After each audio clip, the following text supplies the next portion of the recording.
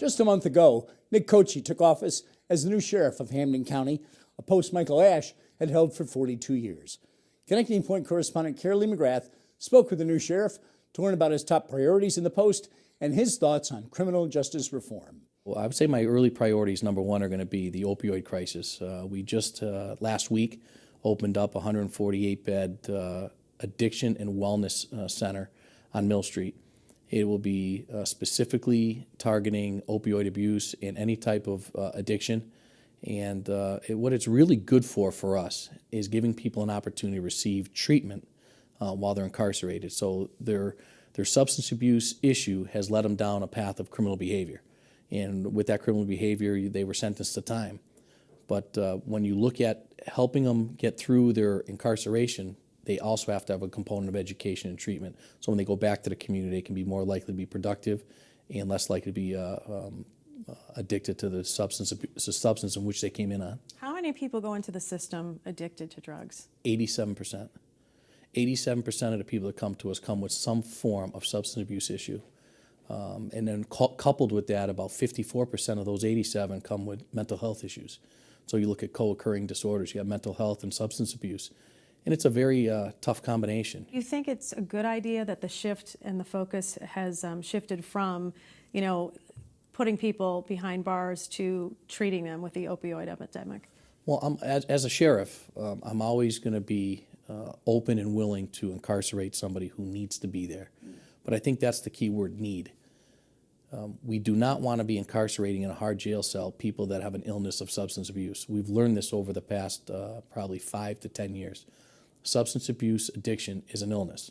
So illnesses need treatment.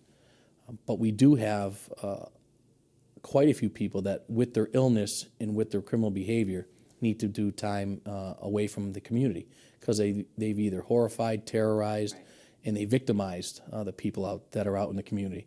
So as the sheriff of Hampden County, I have an obligation to the community and to the public to protect them and protect them in a way that anybody who comes to us and is placed in our custody, that we do everything we possibly can to return them back to society more productive, with better tools on their tool belt to be a successful person in society. And that's our everyday goal when we punch the time clock and go to work. Now, prison reform has come up a lot. It's come up again. How do you feel about some ideas of eliminating mandatory minimums for nonviolent drug offenders?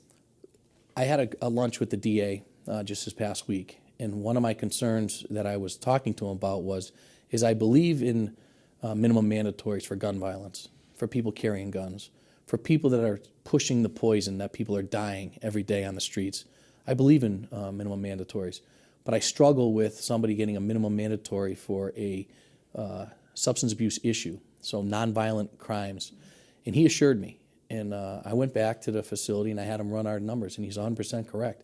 We're not incarcerating people for nonviolent drug offenses. They're already being diverted as of probably a year and a half or so. So it's already taken place? It's already taken place. The judges are doing a great job. The drug court is coming to the Hampden County within the next few months, and you're going to see more diversion. Now the problem there is, where's the beds?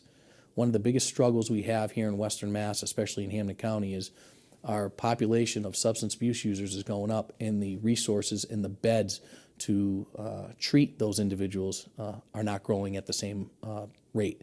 So I will continue to be a champion on trying to create more beds for our nonviolent diverted offenders, and then I will continue to do the work that we do at Mill Street that we opened up last week, which is incarcerated people with those same type of issues and giving them the treatment and education to go back to the community more likely to be productive. How do you feel about reducing the amount of time that a felony record can stay so that an employer can see it after that person gets out of prison? 23 years of working at the Sheriff's Department gives me a lot different view on this issue in trying to help our offenders as they re-enter back into society, trying to get gainful employment. Most people will, if you look at me, you're not going to see a soft guy. Okay, I'm this football-looking linebacker that has a very firm and fair approach while I'm going to supervise the incarcerated individuals of Hampden County. But you have to be fair. And fair is giving people the opportunity to be successful once they've served their time and go back to the community. It is very difficult for our offenders to seek employment with a felony on their record. And it's obviously very important that the employer know the people they're hiring. Right. I mean, if they're a real bad guy, They need to know. they need to know. But you then have to have the scales of justice, and you have to have the seesaw, and you have to somehow let that seesaw level out and give people an opportunity to then get out of the criminogenic behaviors, to get off the street corner, to get away from pushing and selling the poison and the drugs, and seek some gainful employment.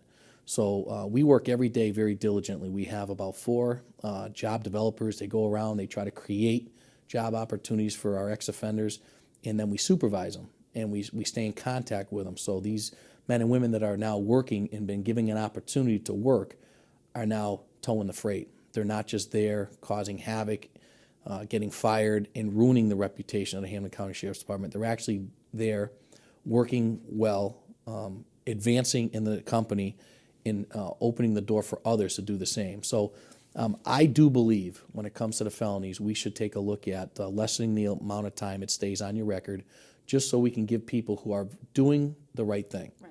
If you're not doing the right thing, you're going to get locked up again. If you're a chronic recidivist and you're getting locked up over and over, you'll never reach that threshold to take that felony off. So really, you're going to self-eliminate yourself. For the men and women who are really doing a good job of trying to do the right thing, I think we should reward them by lowering that number of years and allowing them the opportunity to go in and sit in an interview and have a real fair shot of getting that job opportunity. I think it would be best for them, and it certainly would be a positive thing for our community. Now, you have 23 years on the job. Being a corrections officer is a very difficult career for your men and women. They obviously see the absolute worst in people. How do you support them as you become the new sheriff? That's a great question, Carolee. I'm a correctional officer. I started 23 years ago. I went to the academy. I graduated. I was in the blocks, on the tiers, elbow to elbow, shoulder to shoulder with the inmate population.